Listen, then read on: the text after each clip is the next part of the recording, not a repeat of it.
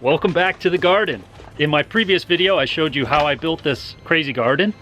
As you can see, things are starting to take off, which I'm really proud about. It's been a couple weeks since I've planted, and things are really starting to grow, which is great.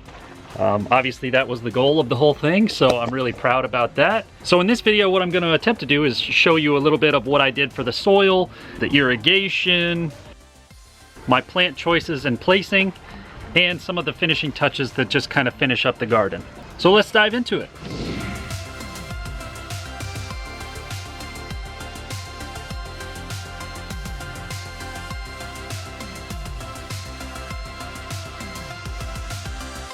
So when I left off in the last video, I hadn't really filled the garden with soil yet. And that was a big concern of mine because the soil here is really bad. It's basically sand and rocks. There's no real value to the soil that's gonna make anything grow. Filling a garden of this size, because the beds are 2 feet high, with bagged soil from the big box store would be really, really expensive. So what I actually ended up doing was I found a local place and basically got a huge load of soil delivered for about the price I would have paid for maybe 10 or 12 bags from the store, which wouldn't fill up hardly anything. Okay, so as you can see, I've done, I filled the bottoms up of the beds. I'm shoveling dirt in now, but I've filled up the bottoms of the bed with all sorts of organic material, shredded paper, straw, old straw piles, twigs, branches. There's even some like little logs and stuff in there. And the point of all that is obviously just to fill up some of the beds so I don't have to shovel as much. There's still a lot of area to fill, and I could put more stuff if I had more stuff, but you know, I just filled it up a little bit, so at least it's a little less shoveling on my part. Had I been thinking, I would have filled them up before building all of the windows and all that jazz, so it would have been easier to just use the tractor, but I didn't know I was going to do that at that time. So got my big pile of dirt right there, so I'm going to be shoveling some more for a while. The soil that I got was largely compost based. In fact, when I first got it, it was kind of steaming, so I had to turn it over a bunch, and what I ended up doing was mixing in a lot of other things that could kind of help the soil be better for the garden.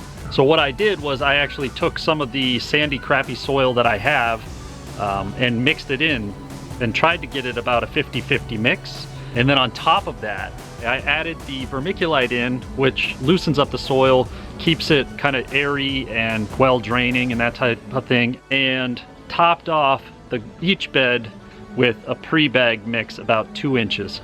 So far, from what I've seen from the results, it seems to be working and things are growing really well. So knock on wood that continues. So for the irrigation of the garden, I actually installed a couple different things. The first thing I installed was this soaker hose, which I wasn't really happy with, which is why I installed the second one. The reason why I didn't like this soaker hose was because, number one, it was really hard to untangle and actually run through the garden.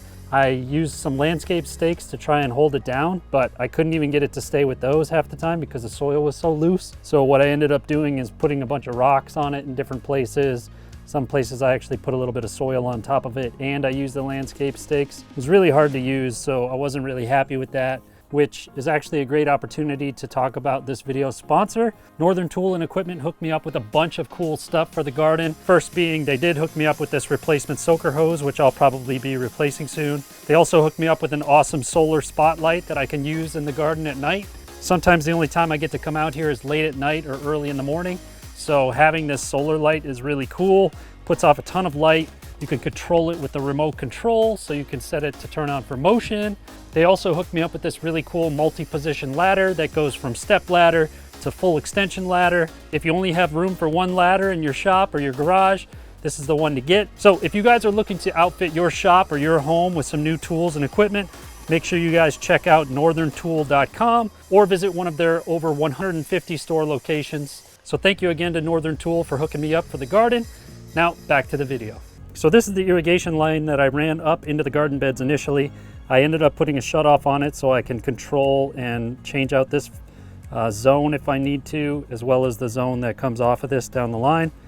Then this is just a simple battery timer. So you can just swap the batteries, you can program schedules on it. I have the 2 zones off of here, one being the soaker hose that I'm not really that fond of. And then the second, I ended up running this drip line all this is one main 1/2-inch trunk line. I ran it all the way around the outer edge of the garden, and then I put these little 1/4-inch drip tubes off of that. And they pop up onto these little sprayer heads here, and I have them kind of spaced sporadically throughout the garden so that everything gets really good water. I put those on there just as kind of a fail-safe. This soaker hose at the moment has been running for about almost 20 minutes, and the whole hose isn't even wet. So for the meantime, I have both zones so that I have plenty of water. I don't have to worry about it. And I can just kind of gauge the moisture content of the soil with the moisture meter. This right now shows that it's pretty wet. That's because I'm currently watering it. So that's it for the irrigation. Now let's talk about planting and plant placement. Because this is a smaller garden, what I decided to do was the square foot gardening method, which I've never tried before. So what I ended up doing was taking some string and measuring it out so that I had basically strings every foot in each direction. And then I could figure out what to plant in those beds based on the square foot gardening method. Certain plants require more space, like zucchini, squash, stuff like that, so you can't plant more than one plant in the square foot or even in the surrounding area. And other plants you can plant a bunch of little plants in each square foot. It took a lot of research for me to figure out what to plant where. I looked into the companion method of planting and found the plants that worked best with each other, like the Three Sisters method. There's a bunch of stuff out there. There's tons and tons and tons. And because I had to do so much research, the easiest way for me to do that was at my computer. And so what I could do, I created a little spreadsheet in Google Drive. I took that into Photoshop, and then I drug all my little plant icons into the various planting locations to figure it out. I actually ended up overplanting the garden a little bit, and I did that on purpose. Overplanting allows me to thin out a little bit as things start to grow, and if they need more space, then I can thin out some plants and pick whichever one is growing best. So far the garden is doing really, really well, and I'm really happy with the way that things are working out. My whole goal with this garden was to build something that was really cool, but also that was really functional when it comes to growing. And so far it seems that I've accomplished both. So fingers crossed, we'll keep things going. I hope you guys liked this video. I hope you guys learned something. If you did like it, please hit that like button and let me know.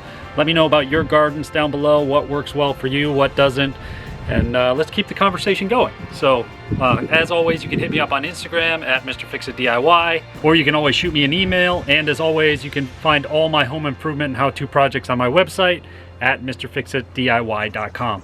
Thank you guys so much for watching. I'll see you next time.